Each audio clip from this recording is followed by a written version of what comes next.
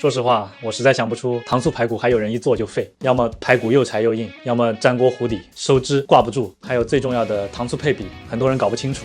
今天我們就来拆解一下糖醋排骨的万能公式。决定糖醋排骨好不好吃，我認為就3點極其重要。第一，選材。一定要選到好的排骨。我們去了超市，一個是10幾塊錢，一個是20幾塊錢，甚至還有6幾塊錢的。它們的差別就是在於饲養的環境不一樣，饲料不一樣，会導致它的那個風味有點差別。我還是比較推薦你們一定要買新鮮的，如果不新鮮，怎麼做都不好吃。排骨它是分為3节的，其中有一部分是通脊，豬的大里脊肉，這塊是比較適合用來燉湯的，有的地方也叫湯骨。中间這一段是用來做糖醋小排最好的，本身有筋膜，有嚼勁，但是又帶一點瘦肉，有口感。最後這一段是軟骨的部分，這个部分煮出來它就会更加的軟糯，而且它中間又有骨頭，口感很好。但是它也有一個問題，都說之後形狀是很不規整的，它不像我們的肋排，它本身有骨頭作為骨架。推薦大家選擇這個部分，這個就是選了30塊錢1斤，總共是800克。第二個重要的就是火候，上一期我們做五花肉就講過了，瘦肉在高溫燉煮的過程當中不可避免的會損失水分，會變柴。大火煮肥肉會分解，所以優先用小火去煮熟，然後再用大火去收汁。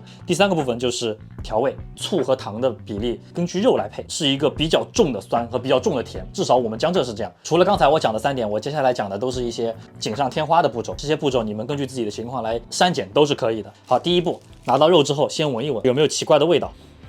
那如果沒有味道，很新鮮就 OK， 就可以不用進行焯水這個操作。雖然說它能夠把血沫這些東西帶出來，但最重要的是它還會把肉的香味去除掉一些。肉買回來之後，先用清水反覆的淘洗個2、3遍，然後再用清水浸泡。很多飯店也會用這種皮水的方式去處理它。排骨沖洗之後一定要晾乾水分，煎的過程有水它就會爆開。接下來我們要把排骨進行一個煎制，也有很多廚師他們會裹上一點粉去炸。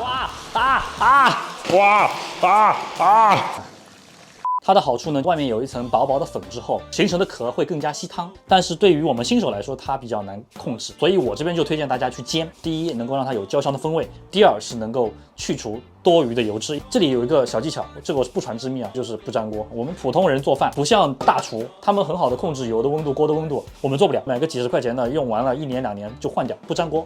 YYDS。第二個秘訣是小火，不要上來猛猛大火燒，你沒那個本事。我當然有的。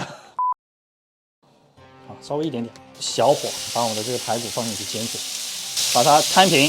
你看不粘鍋的好處，它就是不粘，塗層不粘也是不粘，苦果亦是果，強扭的瓜。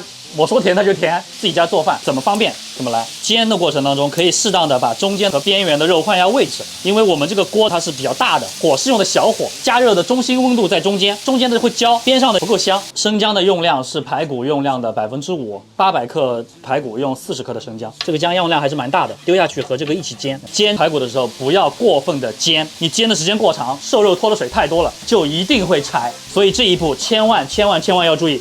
不要煎過頭的這種感覺是很好的。如果煎出了比較多的油，就把油倒掉，因為油如果很多的話，等會收汁會很難收。煎的差不多就可以轉大火，把料酒倒進去，40克，5%。這一步可以利用酒蒸發帶走一部分的腥味。生抽是2.5%啊，20克。經過高溫的灼燒炙烤，它有一股特殊的香氣，和我們直接倒在鍋裡煮是完全不一樣的感覺。貼着鍋邊這樣倒下去，然後炒一下。這個時候我們要轉一個有蓋的鍋，香葉3、4片，八角2個，蔥節，這是開水啊，沒過它就行了。給一勺鹽，0.5%，就是4克。接着我們來調醋的部分。像這一帶我吃的比較多的是恆順的香醋，醋的含量大概是8%，65克。可以用不同種類的醋來提供風味。香醋30，這個是湘西的陳醋，它顏色比較重，10克。米醋也是可以的，盡量不要用白醋，它的味道太重了。放點檸檬進去也是可以的，提供額外的果香。一共65克。醋我們倒一部分進去，剩一點，等會兒我們要出鍋的時候再放。先用大火把它燒開。煮多長時間？根據你的肉的大小來。那如果是像我這樣的小塊的話，40分鐘。煮了半個小時，我們來放糖和話梅，放個2、3個就可以。來放4個吧，剛好剩2個，我倆一人1個。我們倆一人。给你一個。糖就是80克，10%的重量。我們江蘇人肯定要多放點冰糖的。這個就是我自己的量了，跟你們不一樣。味道基本上調完了，現在比較淡的一個顏色，收濃稠之後，那個時候再來調顏色。好，我們繼續再煮個10分鐘。時間到了，我們就把所有的料都撈出來，八角、桂皮這些。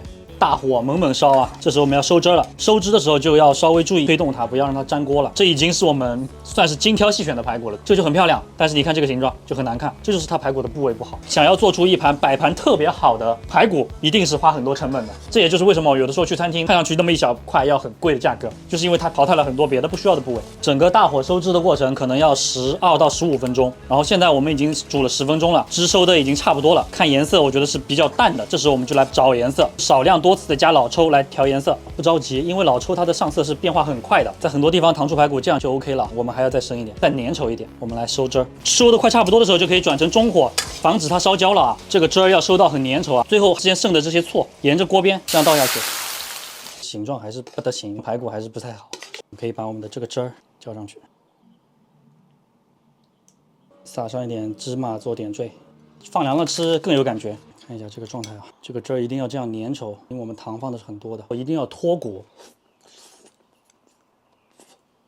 輕輕的一抿就要在嘴裡讓開，2節手指長。這麼大的排骨就是40分鐘。如果你的排骨，對不起，如果你的排骨跟這個中指一樣長，那就要1個小時。